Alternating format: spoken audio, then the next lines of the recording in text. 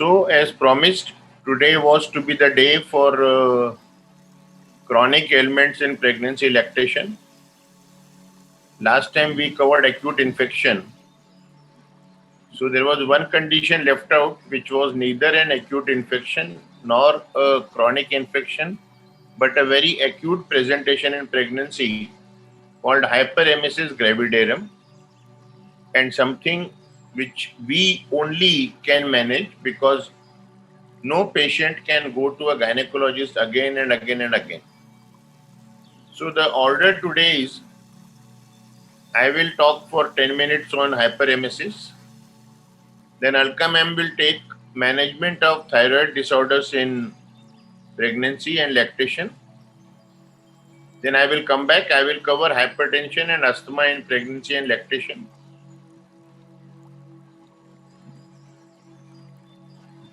And then diabetes, although we have announced today, but it will be too much for you to imbibe. So we will be covering diabetes, puerperal sepsis, and some common surgical conditions if they occur in pregnancy, and some surgical conditions that occur in lactation.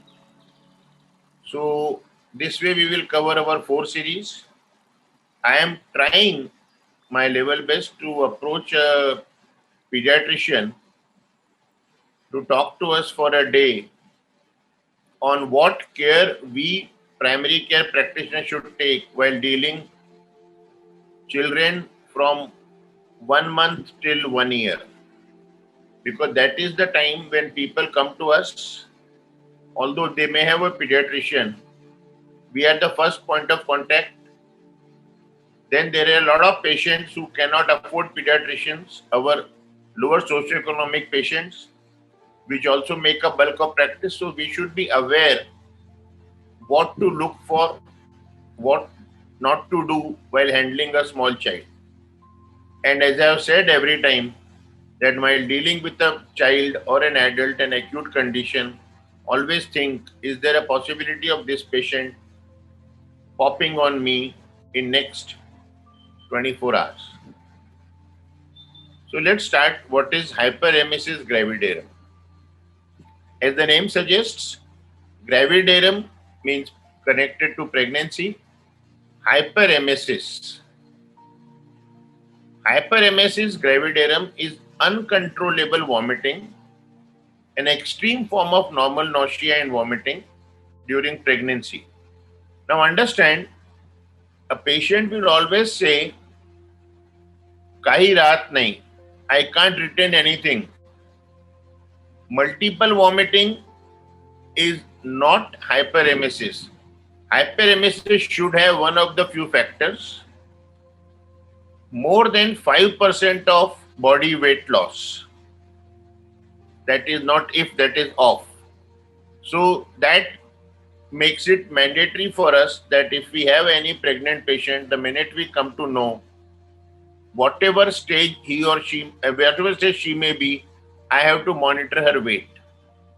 In my clinic, our regular patients, we give them a file and we do antenatal charting. We call them every 2 weeks to check blood pressure, weight, ask any complaints, look at the vomiting, nutrition. If they're not putting on weight, consider what are the causes, because every patient should put on at least 1 kilogram of weight in a month's time.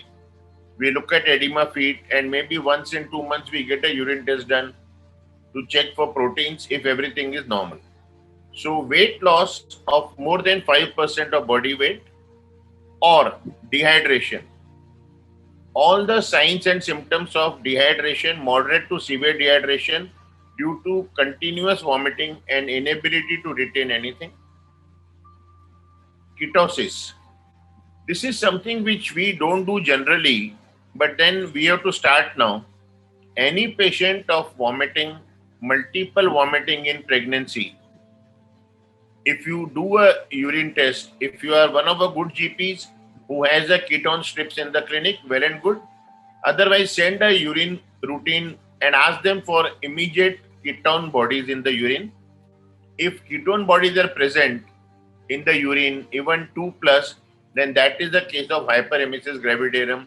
Ketone bodies in the urine indicate that patient is in starvation, and if doesn't get corrected soon, this may be an indication of aborting the child. So, third is ketosis. Fourth is electrolyte imbalance. If the patient is very poor general condition, we look for electrolyte levels and we find hyponatremia, hypokalemia, then that along with multiple vomiting becomes hyperemesis gravidarum. How do we diagnose? The diagnosis is basically clinical and by measurement of. So, if you practice like what I do, a patient is given a file in the beginning of the pregnancy, and whatever ailment she comes for, whether fever, cold, cough, diarrhea, whatever, she has to carry the file. So we are able to do weight charting and we can decide how much weight she has lost. So a patient of 50 kilos of weight, if she loses 2.5 kilos in the first month, then that could be hyperemesis gravidarum, that is lost due to vomiting. If you see urine ketones, female doctors, if they have a good population of antenatal care, should keep a ketone strips in the clinic. Serum electrolytes monitoring, serum creatinine, because if electrolyte imbalance worsens, patients can go into acute renal shutdown due to severe dehydration. The treatment, if it is a genuine hyperemesis, then the treatment is temporary suspension of oral intake if truly uncontrolled symptoms. So the treatment that I give to my patient is this: either a tablet of doxynate, first option. If that does not work, then ondansetron. First thing in the morning, even before you brush your teeth, take that tablet. If it is ondansetron, then it is mouth dissolving. If it is doxynate, then I say take with a sip of water. Then after brushing your teeth, I tell them specifically no tongue cleaning, because women have a habit of putting fingers inside. That will induce vomiting. Then the first thing they should consume is some cold milk. In most cases, that controls vomiting, done twice a day. Although not specifically approved by FDA for the management of nausea and vomiting during pregnancy, ondansetron is now commonly used in pregnancy because there are no studies to show that it has negative effects on fetus. This is a study of July 23, 2020, this year only. Administration of IV fluids, antiemetics if needed. If you are giving IV fluids in the clinic, you can start in the clinic only. Electrolyte supplementation after monitoring the serum electrolyte levels. Vitamins, folic acid, we know we have to give in the first trimester onwards, but then other multivitamins also you can give, because this patient, if vomiting, is generally losing all nutrition. What are the likely complications? It may cause mild transient hyperthyroidism. When ma'am will talk on thyroid disorders, she also will say that if patient has hyperemesis, there may be mild hyperthyroidism which may generally go on its own once corrected, the emesis stops. If hyperemesis persists beyond 16 to 18 weeks, it may seriously damage the liver, causing severe central lobular necrosis or widespread fatty regeneration. Rarely may cause Wernicke's encephalopathy. Wernicke's encephalopathy we have seen in alcoholics, but because here acute deficiency of thiamine or B1 because of continuous vomiting, patient may end up with Wernicke's encephalopathy. Usually, if the patient get treated, it will not occur. But see, there are a lot of patients and families who think pregnancy mein vomiting hota hai, so we will not treat. And then because of the vigorous retching, there may be esophageal rupture. Last two are rare conditions. So what actions we as a primary care practitioner should take? We have to chart body weight. We have to check for urine ketones. We should do TSH just to rule out hyperthyroidism. Serum electrolyte if the patient is poor general condition or very toxic look. Creatinine to rule out any acute renal shutdown. SGOT, SGPT to ensure that there is no liver derangement or necrosis. And if the thing worsens, then SOS, magnesium and phosphorus. That is, I must tell you, but in my practice, I may have done other tests once or twice, but then never magnesium and phosphorus. Obstetric ultrasonography should be done to rule out hydatidiform mole and more than one fetus. If there is multiple pregnancy or there is a mole, chances of hyperemesis gravidarum are much more than a normal single fetus pregnancy. Okay, now Alka ma'am will start on thyroid. I'll come back and talk on hypertension. Good evening, everybody. And I'll be speaking to you on thyroid disorders and pregnancy.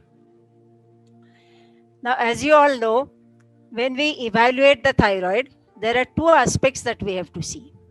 One, most of the patients will come the moment they see a thyromegaly in the neck.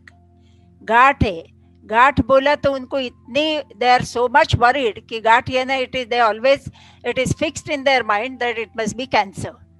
But they don't know that it is just a thyroid. It may be a benign enlargement. Now, this thyroid may be a diffuse goiter, may be a nodular, multinodular goiter, may be a single nodule. So, these are morphological evaluation. And for morphological evaluation, we can do sonography, we can do radionuclide scan. If we find that on sonography there is a cystic lesion, we can do FNAC, or in some suspected cases, we can do FNAC. And if we are suspecting that there is a retrosternal enlargement of the thyroid, then only we can do a CT scan, or if we want to see whether there is a tracheal compression. So that is in severe multinodular goiters, huge goiters which come to me from Azamgarh and UP and all those things. So this is morphological evaluation, but that doesn't tell us about the function of the thyroid gland. And therefore, the functional evaluation, we have to see the hormonal levels. The hormonal levels, the hormones which are secreted by the thyroid are T4 and T3. Now, T4 and T3 in circulation are bound to serum proteins. And therefore, we have to measure their free fraction, which is active. So we call it as free T4 and free T3. Reciprocally, it will have its effect on pituitary TSH. So we do FT3, FT4 and TSH. If there is an indication, we should also do thyroid antibodies. These are particularly TPO antibodies, that is thyroperoxidase antibodies.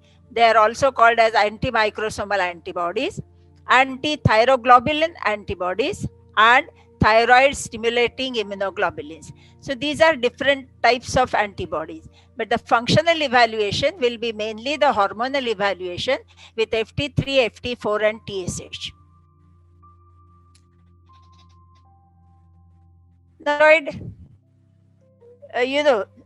as the demands on the thyroxine increases, there will be changes in the thyroid gland. Now, in pregnancy, the demands will increase. And therefore, let us see what are the physiological changes in the thyroid in pregnancy. In the first trimester, there is a maternal human chorionic gonadotrophin. Now, this HCG directly stimulates the TSH receptors. So when the TSH receptors are stimulated, they will increase the thyroid hormone production. So when the thyroid hormones in the circulation are increased, naturally it will cause reciprocal reduction in the serum TSH concentration. So in normal pregnancy also, the serum TSH will be low. Okay, and that is what we have to remember when I will be talking about trimester specific TSH concentration. So there is a human chorionic gonadotrophins which stimulate TSH receptors. They increase the thyroid hormone production, and therefore the TSH remains low. because there is a TSH stimulation, there will be increase in the size of the thyroid gland, and it may be anywhere from 10% to 30 to 40%. There is also increased production of T4 and T3 by 50%. There is increased excretion of iodide in the urine, and therefore there will be 50% increase in the daily requirement of iodine. And naturally, to trap all that iodine from the circulation, the thyroid size will increase.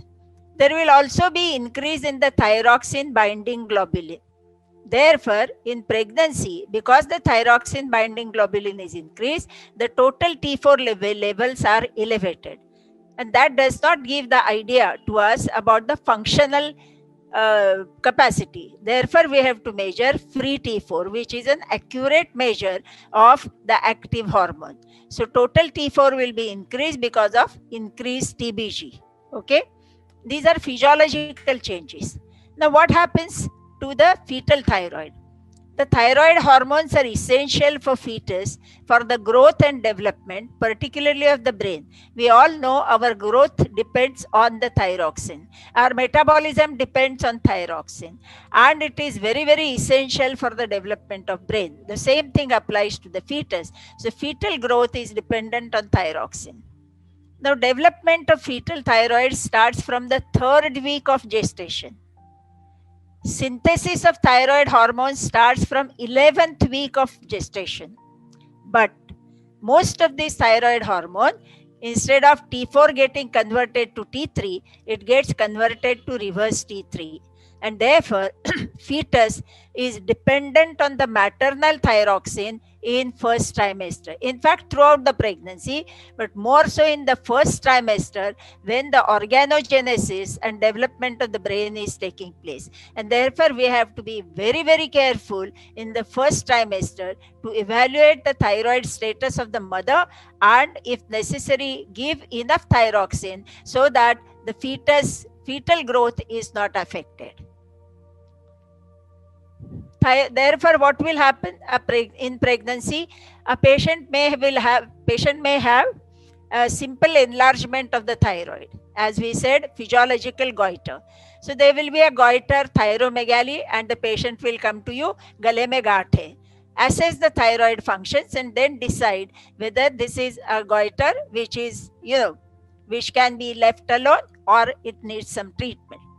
Or the patient will come who is a known case of hyperthyroidism or a known case of hypothyroidism. In that case, please inquire what treatment they have been taking for their ailment. And then there is another group which is called as subclinical hyperthyroidism or subclinical hypothyroidism. And this is decided by thyroid function test. So in any case, all the pregnant women should be subjected to thyroid function test. Effect of thyroid dysfunction on pregnancy. Suppose the thyroid of the mother is not properly functioning. What will happen? The patients with presence of thyroid antibodies, because now we know most of the thyroid disorders are because of the autoimmune disorders. So if anti-TPO antibodies are high, anti-thyroglobulin antibodies are high, or both are high, it showed 2-fold increase in pregnancy loss, 17% versus control group of 8.4%. Preterm deliveries seen in 22% versus 8%. Abruptio placentae are common, postpartum depression is common, and neonatal respiratory distress is common if the mother has thyroid dysfunction. Therefore, it is important to have a preconception counseling. Thyroid function tests should be done before conception so that if there is any problem, it can be rectified. Hypothyroid mothers should control the disorder before conception. So hyperthyroidism should be controlled. Hypothyroidism should be adequately controlled before conception. Now in hyperthyroidism, most of the patients usually come with secondary amenorrhea. But as the patient is under treatment, the menses may resume and may become regular, and in that period a patient can conceive. And therefore we have to tell them that till hyperthyroidism is under control, fully under control, please postpone your pregnancy. Nowadays, most of the centers use radioactive iodine as a first line of treatment of hyperthyroidism. So if the patient has been treated with radioactive iodine, then defer conception for at least 6 months, because radioactive iodine is slowly emitting gamma rays, okay, and beta rays, which are destroying the thyroid. So defer conception for at least 6 months if the patient has undergone a radioactive iodine treatment. Regular monitoring of hormone levels is necessary. Measure the antibodies in the patient. Repeat free T4 and TSH as soon as urine pregnancy test is positive. I would advise not only in hypothyroid patient, but in every patient who comes to you with missed period and urine pregnancy test is positive, the same day get FT4 and TSH levels measured. Nowadays, assisted reproduction is very common. The patient should be evaluated for thyroid functions and thyroid antibodies before undergoing any of these procedures. And then trimester specific TSH has to be maintained by giving L-troxin. What is the hormone profile? There will be normal levels, and then you will say that the patient is euthyroid. In hyperthyroid, what happens? FT3 is high, FT4 is high, and because FT3, FT4 is high, the TSH is suppressed, and therefore TSH will be low, less than 0.2. This is a clear-cut case of hyperthyroidism. As against that, in hypothyroidism, FT3 is low, FT4 is low, and because they are low, the pituitary is secreting more and more TSH to flog that failing horse, and the TSH will be high. If the TSH is more than 10, then we call it as overt hypothyroidism. So hyperthyroid and hypothyroid, clear-cut can be defined. But then there is some gray zone. And in the gray zone comes subclinical hyperthyroidism, subclinical hypothyroidism. Subclinical hyperthyroidism, FT3 is normal, FT4 is normal, but the TSH is low, and TSH is less than 0.4. So in presence of FT3, FT4 normal and the low TSH, it is labeled as subclinical hyperthyroidism. Similarly, FT3, FT4 are normal, but the TSH is between, the normal is 4.5, upper limit. So if the TSH is between 4.6 to up to 10, it is called as subclinical hypothyroidism. Now, a subclinical hypothyroidism or subclinical hyperthyroidism in a non-pregnant woman are tackled differently. But during pregnancy, we are worried about the fetus, and therefore these patients will need attention. The normal TSH is 0.4 to 4.5 micro international units per ml. So what is overt hypothyroidism? FT4 is low and TSH more than 10. What is subclinical hypothyroidism? FT4 is normal. So the serum thyroxine is normal, but the TSH level is from 4.51 up to 10 micro international units. More than 10, over. But up to 10, less than 10, it is subclinical hypothyroidism.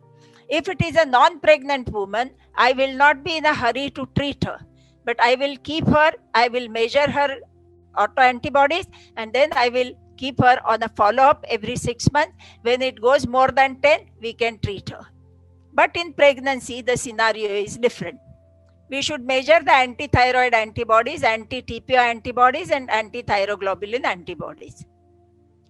TSH in pregnancy, as I told you in my first slide itself, that because of human chorionic gonadotrophin, the TSH levels are low in normal pregnancy, and therefore we have to follow the same normalcy or normal physiological changes that we see in a thyroid.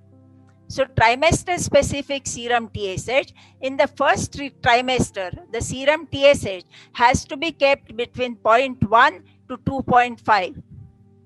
In the second trimester, 0.2 to 3. And in the third trimester, 0.3 to 3 micro units, international units per ml. So this is called as a trimester specific TSH levels. I mean, these are generally followed in all the laboratories, but you can get the laboratory, particular laboratories normal range also.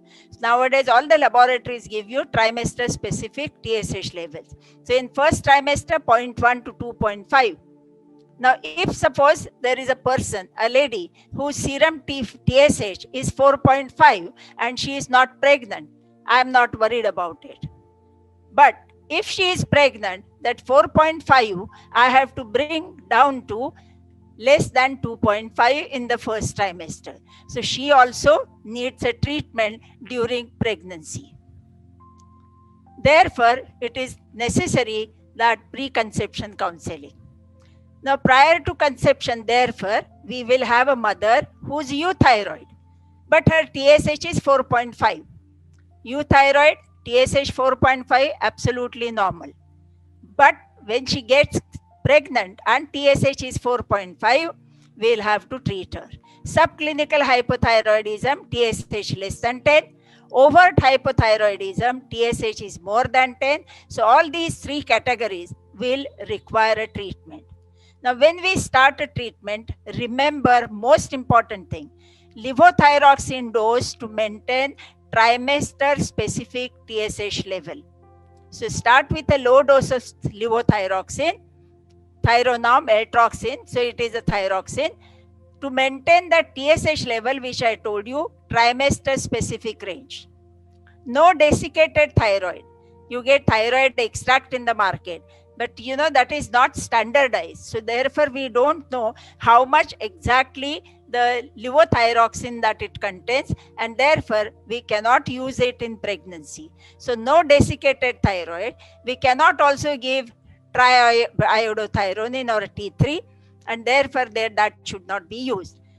What is most important, that if you start with some brand, the same brand should be continued, because there are variations from company to company, and therefore the same brand should be used and the same lab should be used to monitor the patient. These are the most important tips. Postnatal management. So you have now controlled your pregnant mother, you are treating her, you are keeping the TSH in a trimester specific range. Now, after delivery, what should we do? Should we continue the same Eltroxin? If it is an overt hypothyroidism, as I told you, this overt hypothyroidism, we have to increase the dose during pregnancy. So in the first trimester itself, the dose has to be increased in order to bring down the TSH level. But this increased dose of Eltroxin should be tapered to preconception TSH over 6 weeks, and then it should be monitored as any other case of hypothyroidism.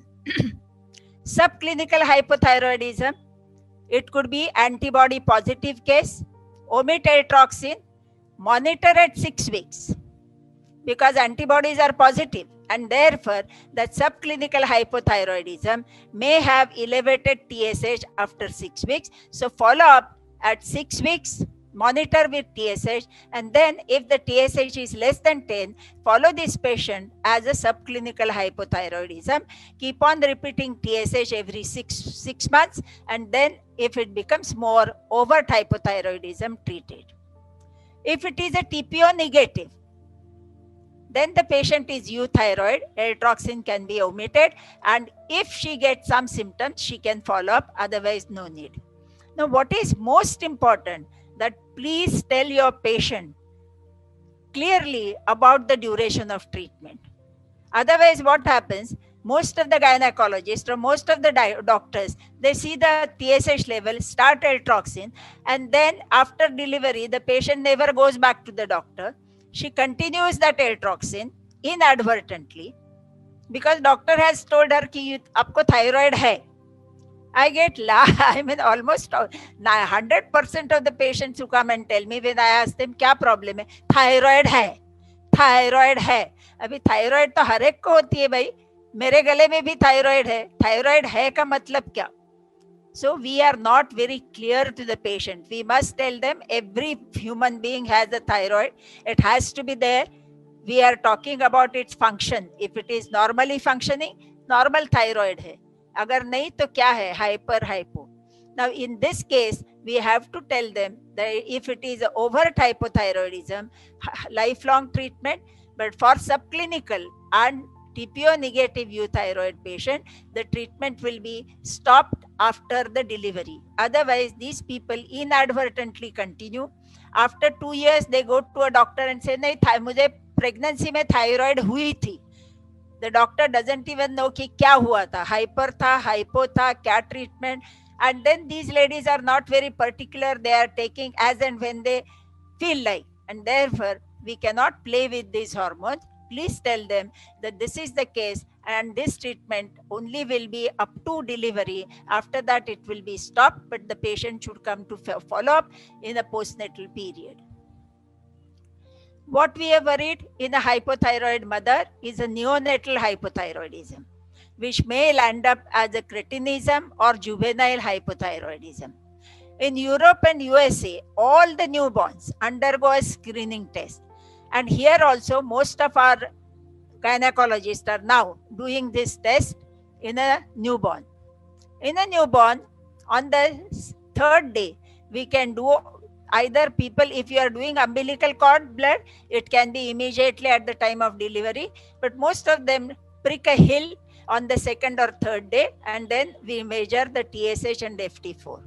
If the TSH of the newborn is more than 5.01, or if the FT4 is less than 0.71 nanogram, it suggests a neonatal hypothyroidism, and the patient should be referred to a pediatrician. Coming to hyperthyroidism. Now, the hyperthyroidism, in what way it affects the pregnancy? As I told you, hyperthyroidism, my teacher has told me so many years back, in hyperthyroidism, everything is hyper. There is tachycardia, there are tremors, increased bowel motions, increased appetite, everything is hyper except menses. So menses, there is either oligomenorrhea or amenorrhea, and therefore it is difficult for these ladies to conceive. But once we control the hyperthyroidism, or when hyperthyroidism has come under control and we are continuing neomercazole as a maintenance for some more days, during this period the lady conceives. And what will be the complications with hyperthyroidism in this? Hyperemesis. So if the patient is having hyperemesis, please do FT4 and TSH and see whether it is related to hyperthyroidism. It can also cause preeclampsia, heart failure, fetal loss, premature labor, low birth weight. Your lady to a radioiodine, either for a radionuclide scan or for treatment. There are two antithyroid drugs which we commonly use, and that is propylthiouracil. The dose varies from 50 to 300 milligrams per day, or it is methimazole or carbimazole, 5 milligram to 40 milligrams per day. Plus, we should use a low dose propranolol, Ciplar 10 to 20 milligrams once or twice a day. That is to control the hypersensitive sympathetic system. Breastfeeding can be safely given. Now, initially, we used to feel that propylthiouracil should be given in the first trimester of pregnancy, and then it can be switched over to neomercazole or methimazole. But the recent papers and the studies have shown methimazole is also safe in the first trimester. So you can give methimazole in the first trimester. Dose is to be titrated to maintain upper limit of FT4. So don't be in a hurry to bring down free T4 absolutely to normal level. While doing that, maybe we will induce a hypothyroidism, or we will induce serum TSH which will be high. And we don't want high serum TSH in a pregnant mother. And therefore, to avoid iatrogenic hypothyroidism, I am happy if the free T4 remains at the upper limit of the normal. Okay. Other symptoms will be taken care of by beta blockers. Now, these antithyroid drugs, both the antithyroid drugs, that is propylthiouracil and methimazole, they cross the placenta. Because they cross the placenta, they can suppress the fetal thyroid. As a result, what will happen? Because the iodine concentration of that by that thyroid will be affected, and therefore the fetus may develop a goiter. In good old days, occasionally it used to happen that the labor used to be obstructed because the fetus has a huge goiter. And therefore, nowadays, we always do a third trimester fetal thyroid sonography. At most of the places, it is done. In Wadia Hospital, it is done at a subsidized rate, and it's a good center. So, third trimester fetal thyroid sonography to see that the fetus, there is no thyromegaly in the fetus. What is the other effect? Because the mother is taking both antithyroid drugs, the transient neonatal hypothyroxemia. Transient. So if you get TSH high, then you have to interpret it in the light of antithyroid drugs which the mother has been receiving. And then there is a small note on postpartum thyroiditis. As the name suggests, this thyroiditis, it is an inflammation of the thyroid which occurs only in the postpartum period. It is autoimmune inflammation of thyroid within 1 year postpartum. It is because of the thyroid autoantibodies. It may present with transient hyperthyroidism. So, patient may get symptoms of hyperthyroidism like weight loss, increased appetite, increased bowel movements, tremors, palpitations, or patient complains of hypothyroidism, sleepiness, constipation, lethargy. If the patient comes with these symptoms, please do their evaluation for thyroid. If the patient in the postpartum period have symptoms of thyroid dysfunction, should be investigated. Hyperthyroidism is very transient and it can be very well controlled with beta blockers. Hypothyroidism, treatment is required with monitoring for 6 to 12 months. If it is postpartum, it will be all come under control within a year. What is most important is measure the thyroid antibodies. Now, if you have already measured the thyroid autoantibodies before the pregnancy or when the UPT had come positive, then you know that it is an autoimmune disorder of the thyroid. But if at that time there were no antibodies, and now after delivery, if the patient has the presence of antibodies, then it is pakka case of postpartum thyroiditis. So it is not very difficult to manage thyroid problems during pregnancy. I have large number of patients who have successfully, both hyper and hypo have gone through the pregnancy and delivery. Only thing, an intensive and monitoring is required and extensive counseling is required. So thank you very much for your patient hearing. If there are any questions, please send them on this number and we will try to answer them. Thank you. Let's look at hypertension in pregnancy and lactation. Hypertension is the most common complication in pregnancy. It complicates 10 to 20% of pregnancies, which is a good number. Because today, with all pregnancies being precious, late pregnancies, precious pregnancies, hypertension coming up earlier in patients, so complications, hypertension in pregnancy is getting to be more common. Elevation of blood pressure equal to or above 140 millimeter of mercury systolic and or equal to or more than 90 mm diastolic. I do not require both. I require only one parameter to label my patient as hypertension on 2 occasions at least 6 hours apart. So one reading can occur due to several reasons. You are sitting idle in the clinic, patient comes walking or comes anxious, worried that you may leave, BP may be high, we must check after 6 hours again, unless the reading is very fearful. It leads to increased maternal and perinatal morbidity and mortality. There are 4 categories. One is a chronic hypertension. That means the patient who's already a hypertensive before she conceived. Then there is a gestational hypertension, which the name suggests started during pregnancy. Then there is the fearful preeclampsia, and still preeclampsia superimposed on chronic hypertension. A known case of hypertension on treatment gets preeclampsia. So let's look at a chronic hypertension, pre-existing hypertension. What is the definition? Systolic pressure above 140 mm of mercury, diastolic above or equal to 90 mm of mercury, or both, or any reading with the patient already on antihypertensive treatment. Presents before 20th week of pregnancy or persists longer than 12 weeks postpartum.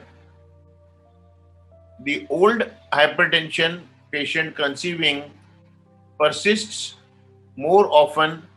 Even if the patient is not on treatment, you will find it before 20 weeks, because after 20 weeks is gestational, or it persists beyond 12 weeks postpartum after delivery. Many patients after delivery come back to normal, but that is gestational hypertension. This is chronic hypertension. What are the causes? Either it is a primary or essential hypertension with all the list of risk factors, or it could be result of some medical condition, renal artery stenosis, some renal disease or something. Prenatal care for known hypertensives. ECG is a must in women with long-standing hypertension, whether on treatment or not. Patient is a known case of hypertension, but she tells you, "Oh doc, I am controlling with exercises and diet control and yoga and meditation. I must have a ECG. I must see what is the left ventricular size." Baseline laboratory test, routine urine analysis, urine culture. Why urine culture? Because I know that pyelonephritis is common in pregnancy, and that again can give rise to hypertension. Serum creatinine to see kidney function, fasting sugar and electrolytes. This also tells us about diabetes status, because we know that diabetes and hypertension are true comorbidities and they go hand in hand. Women with proteinuria on a routine urine test should be evaluated for a quantitative test for urine protein. That means 24-hour urine protein to be collected, 24-hour urine to be collected, and quantitative protein estimation to be done. Treatment. If the patient has reading below 140/90 and there are no complications, avoid treatment in women with uncomplicated mild essential hypertension, because the blood pressure actually may reduce as the pregnancy progresses. But for you to be sure of that, regular monitoring, at least weekly, is mandatory with charting. And for this, patient has to come to you or go to a doctor. Home monitoring is not accepted, because tomorrow if something goes wrong, then you will be blamed. Consider tapering or stopping medicine for women with BP below 120/80 in the first trimester. A patient tells you, "I am on BP medication for last 6 months. I changed my medication to XYZ just before my pregnancy, but now in first trimester you see she is below 120/80, she is 110/70 or something." You have to consider tapering down medicine or stopping medication, because as I said earlier or said above, the blood pressure may decrease as pregnancy progresses. This patient may have had a beneficial effect of pregnancy on blood pressure. If the BP goes up, diastolic goes up above 95 or systolic above 150, either restart or titrate the dose of medication that is going on. Or if any end organ damage occurs, you start seeing 2+ protein, you see creatinine going up, then you either restart medicine if you stopped, or you increase the dosage. The choice of medication for pregnancy, I am giving brand names. I have no bias with anyone. Oral methyl dopa, brand name is Aldomate. The dosage is 250 to 500 milligram in BD dosing. And labetalol, brand name is Normadate or Lebetamac, 100 milligram tablets given in 2 divided doses. Both of these drugs are category A drugs. That means controlled studies have shown no harmful effect on the fetus. Why I am giving all this information? Because you need not send your patient to a gynecologist or a physician for treating pregnancy hypertension. Preeclampsia, new onset of hypertension and proteinuria. We are not talking of only hypertension. There should be proteinuria, but after 20 weeks of gestation. That is 5 months of pregnancy gone. In the 6th month, systolic blood pressure equal to or more than 140 millimeter of mercury, or diastolic blood pressure equal to or more than 90 mm of mercury. Proteinuria of 0.3 gram or greater in a 24-hour urine specimen. 0.3 gram is equivalent to 300 milligram. Anything below 300 milligram is known as microalbuminuria. So above 300 milligram or above 0.3 gram in a 24-hour urine specimen, you should have that much protein. Just by hypertension and a urine routine showing 2+ protein, you cannot label a patient as preeclampsia.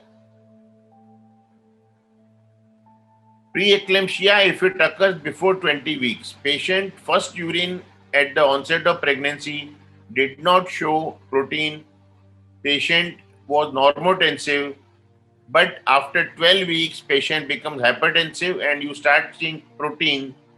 Preeclampsia before 20 weeks, think of molar pregnancy, which is a rare condition.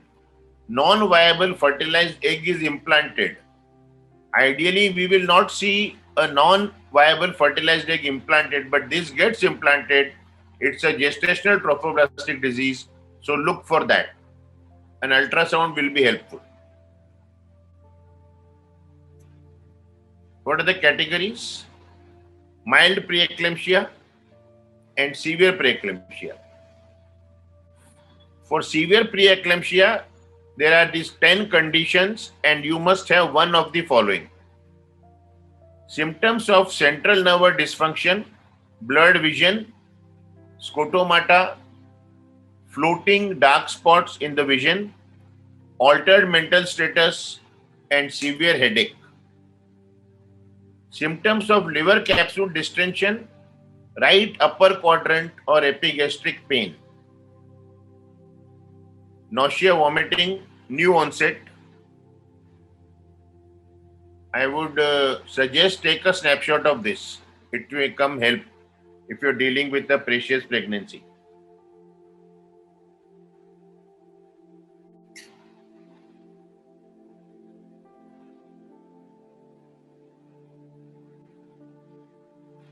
Then other factors, systolic pressure above 160 millimeter of mercury or diastolic above 110 on 2 occasions at least 6 hours apart. Hepatocellular injury, SGOT, SGPT or AST, ALT levels at least twice the normal size, normal values. Thrombocytopenia, platelets below 1 lakh. Proteinuria, 5 or more grams in 24 hours. This is almost bordering on nephrotic syndrome. Oliguria, a urine output of less than 500 ml in 24 hours. Severe fetal growth retardation. Pulmonary edema or cyanosis in mother.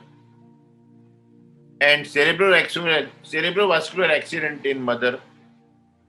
I think again I'll suggest take a snapshot.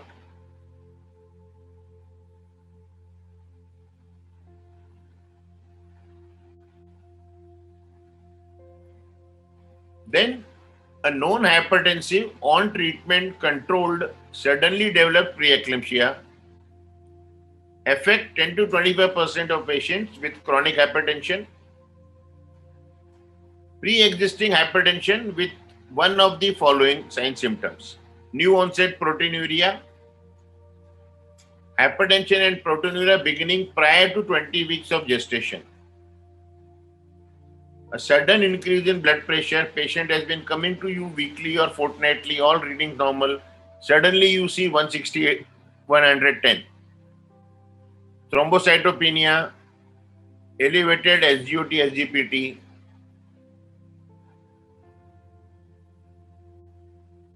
Those who want can take a snapshot of this.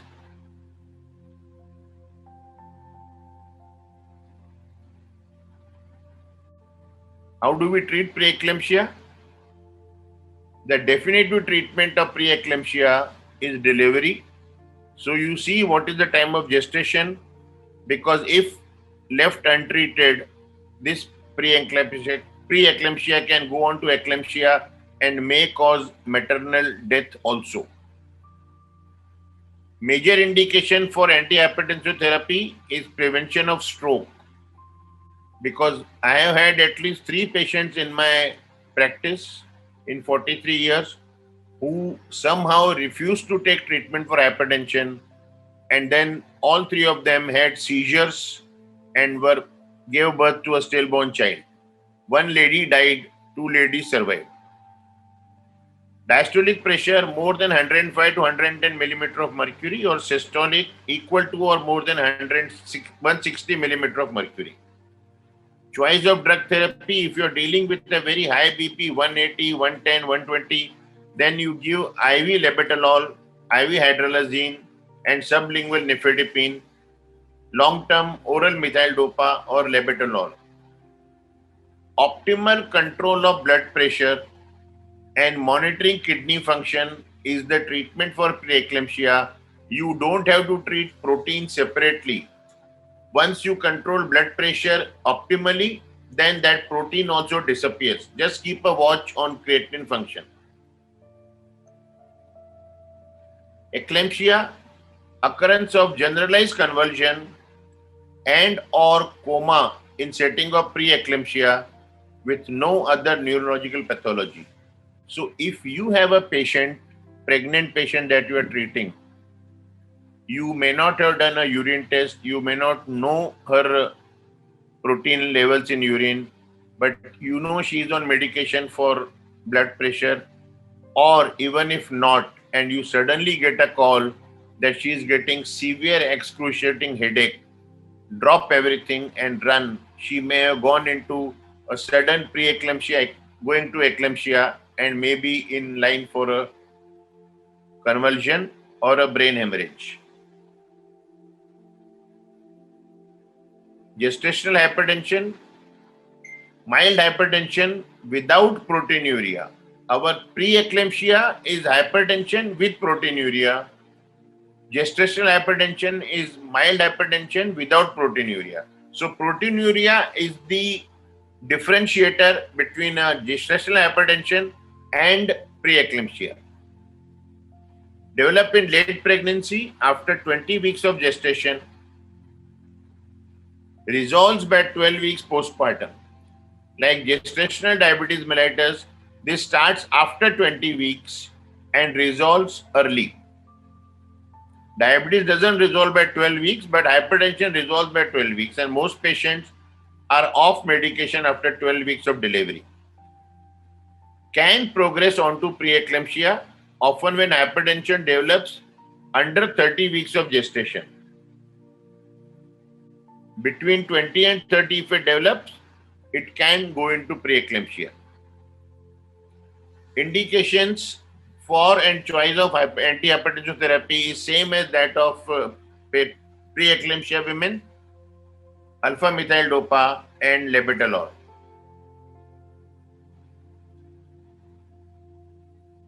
Which patients are likely to get hypertension during pregnancy?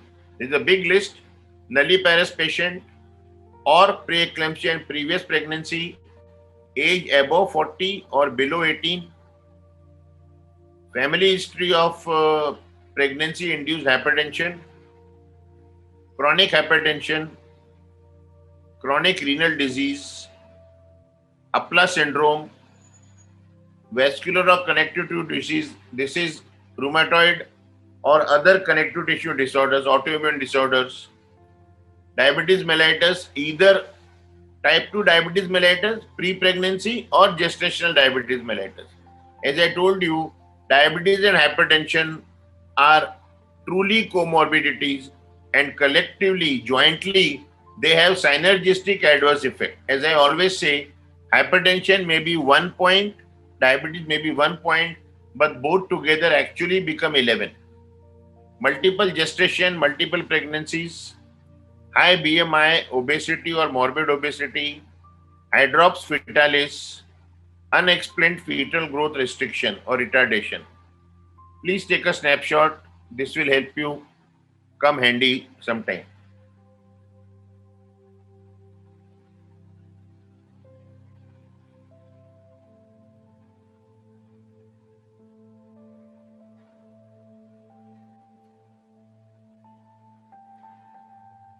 Evaluation should be done little differently as compared to our non-pregnant hypertension. CBC should be done. We do in other hypertension also. Renal function we always do. Here we want more of liver function test. AST, ALT, alkaline phosphatase and LDH. PT, PTT, INR, fibrinogen, coagulation profile. Urine protein, either you do dipstick or you do 24-hour quantitative. And management depends on severity of hypertension and gestational age, whether it is come before 20 weeks, after 20 weeks, or after 30 weeks. Monitoring regularly and management. These patients have to come. And one thing I learned from a patient, I had called a patient, and that day the clinic was crowded. So she came in with her turn, and then she said, "Doc, today don't take my BP. I am very angry." I said, "Why?" "Just for a BP check, I have been waiting outside for 40 minutes. So from then, we made a rule in the clinic. Anybody coming for blood pressure checkup need not wait. Sit in the clinic for 10 minutes and we take you in. Activity should be restricted. May not give bed rest, but then activity should be restricted. Close maternal and fetal monitoring. At times, you may have to do weekly growth scans. BP monitoring, signs, symptoms of preeclampsia, monitoring protein. Many of these patients are given protein dipsticks to check at home every day. Fetal growth and well-being through NST, non-stress test, and ultrasonography. Routine weekly or fortnightly blood work, liver function test, kidney function test, CBC, and routine urine. Medical management, acute therapy. We know if the patient is in eclampsia, getting convulsion, we give IV drugs, otherwise oral drugs. Expectant therapy, when we are just controlling oral labetalol, methyl dopa, or nifedipine. Eclampsia prevention, magnesium sulfate, eclamptic convulsions, the specific treatment is IV magnesium sulfate, which we do not give for other convulsions. Contradicted antihypertensive drugs, ACE inhibitors, and angiotensin receptor antagonists, ARBs. Proceed with delivery. Vaginal delivery versus cesarean section depends on severity of hypertension. I had a patient in her first pregnancy. She reached hospital with a BP of 160, 105. She was not on any medication. She had labor pains, but she was not open. Very senior gynecologist, Dr. B.N. Purandre, actually waited for 54 hours for BP to normalize and gave normal delivery. Today, I don't think we have such gynecologists who can wait that long. May need to administer antenatal corticosteroid depending on gestational age. Only cure of hypertension, preeclampsia or eclampsia is delivery. You know, you must have heard several times the sentence, which is coming in movies very often. बताइए माँ को बचाना है या बच्चे को? That is the situation when there is severe eclampsia. The gynecologist has to decide to save the mother or the child. So it is our job as primary care physicians to always be on the lookout for all our pregnant patients. Are they getting preeclampsia or what? Hypertension in lactation, safe antihypertensives, labetalol, nifedipine, enalapril, captopril, atenolol, metoprolol.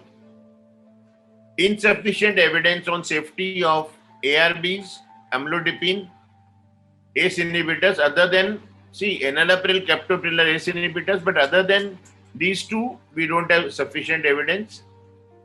And if methyl dopa was given in pregnancy, should stop within 2 days of delivery. So always, if this patient of yours is going to hospital, please give these instructions yourself, because after delivery, somebody may not bother so much in the hospital. Coming to asthma in pregnancy lactation, asthma, actually hypertension is a big worry both for mother and the child. Asthma is not that kind of a worry. Asthma is a common condition that affects again 10% of pregnant women. Well-controlled asthma ideally should not have any adverse effects on pregnancy, labor or breastfeeding. Again, counseling by the treating doctor becomes very important, because patients are exposed to all the social advice that everything will harm the fetus. Medicines used to control asthma carry less risk to the mother and baby than a severe attack of asthma. Because I always tell my patient that the medicine that you are taking in the inhaler, even one tablet I give you or one injection I give you will be more than 2 months of inhaler dosage. Good asthma management can result in a birth outcome like that expected by women without asthma. So no issue. We have had patients who, despite being asthma, have gone through normal deliveries. Now, this is a funny thing. Pregnancy worsens asthma control in 1/3, improves it in 1/3. So actually, these patients are better off in pregnancy. I'll tell you how subsequently. And in 1/3, they just don't get any. They are just like as there were no pregnancy. Poor asthma control has adverse effects on maternal and fetal outcomes, because understand, asthma, if patient is in severe asthma, that leads to hypoxemia, low oxygen.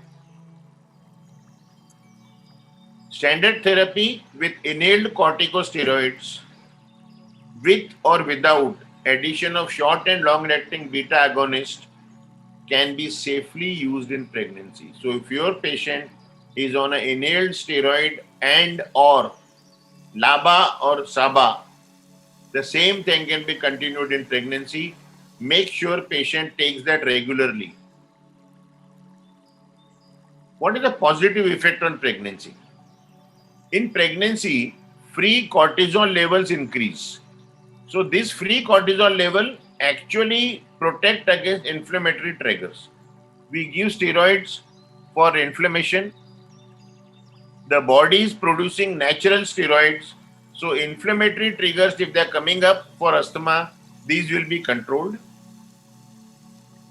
Then progesterone actually helps bronchodilation. This may improve airway responsiveness. So these are the patients who actually feel better. Their need for inhalers may go down in pregnancy because of these advantages. Then let's come to a condition called breathlessness in pregnancy. Asthma is a specific condition occurring due to bronchoconstriction of moderate to large airways, but patient complaining of breathlessness is something that you have to be very cautious about. Extremely common and may be due either to Normal anatomical and physiological pregnancy changes. We know that pregnancy is a hyperdynamic circulation, the tachycardia, there is a lot of water retention, and with increasing gestational age, the uterus may be pushing the diaphragm up, less capacity in the thorax, patient is likely to feel breathless. Then edema, feet, hypertension, other things. Anxiety, patient may be anxious. That anxiety can result in breathlessness. You know, the commonest Hindi dialogue, मैं इतना डर गया कि मेरी सांस रुक गई. Any amount of anxiety or fear causes a feeling of breathlessness. Patients will come and tell you, I feel I cannot breathe. A consequence of underlying respiratory or cardiac pathology. We'll see what respiratory or cardiac pathology. In a non-asthmatic, patient is a non-asthmatic, on inhalers, comfortable, today calls you for breathlessness. Do not think it may be asthma only. It could be another reason. Very rarely in a woman not a known asthmatic, incident asthma may be cause of dyspnea. Patient may get new onset bronchoconstriction during pregnancy and that may be causing breathlessness. Still, breathlessness in pregnancy should never be taken casually. So what are the causes? Miscellaneous causes. I have anxiety. I have anemia. We all know that a bad anemia, hemoglobin up to 6, 7 also can give rise to breathlessness. Hyperventilation, patient due to anxiety hyperventilating.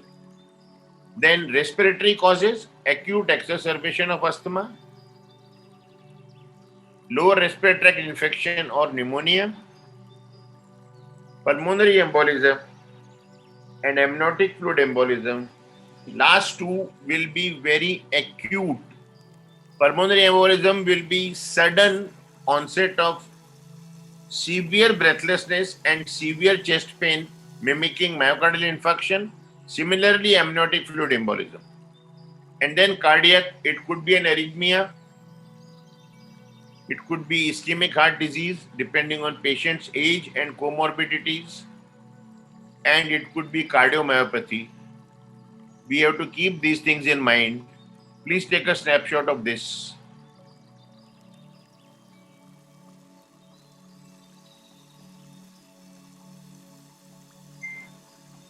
Asthma during lactation. Breastfeeding must be continued despite inhalers on, as breast milk confers some immunity to baby, especially to respiratory and GI infection. Breast milk may contain very small amounts of drugs used to treat asthma, but these are not known to be harmful to the infant. So again, asthma is one condition where the patient can continue all the treatment they were taking before during pregnancy as well as lactation.